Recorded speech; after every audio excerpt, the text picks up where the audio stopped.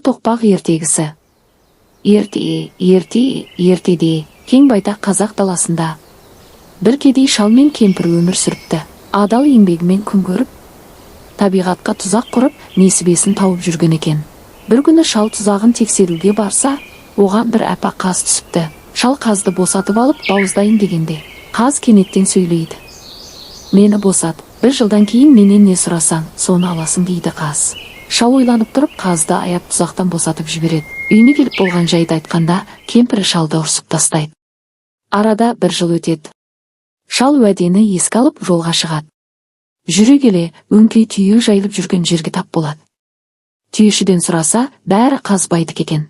Келесі жерде қойшыдан да сол жауапты естиді. Сонда шал қазбайдың бұрынғы қаз екенін түсінеді. Қойшы бала қазбайдың үш сиқырлы заты барын айтып береді. Тамақты өзі пісіретін қазан, алтын құсатын есек және ұр тоқпақ. Шал қазбайдың ауылына келіп ең алдымен піс қазанын алады. Бірақ жолда құдайы қонақ болып бір ауылға түседі. Балаларға піс қазаным деп айтпаңдар дейді.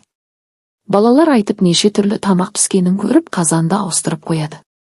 Сол сияқты алтын құсатын есекті де ауыстырады. Шал үйіне келгенде ештеңе шықпайды. Не істерін білмей, қазбайға қайта оралады. Сонда қазбай оған соңғы сыйын сиқырлы ұр тоқпақты береді. Бұл жолы балалар тағы да алдамақ болып ұр тоқпақ деп айтады. Сол кезде тоқпақ өздігінен қимылдап, тәртіпсіз балаларды сабасына түсіреді. Балалар ұрмашы деп жалынып, қазан мен есекті шалға қайтарып береді. Сөйтіп шал үйіне піс қазанын, құс есегін және ұр тоқпағын алып оралады. Содан бері шал мен кемпір бай бақуатты өмір сүріпті.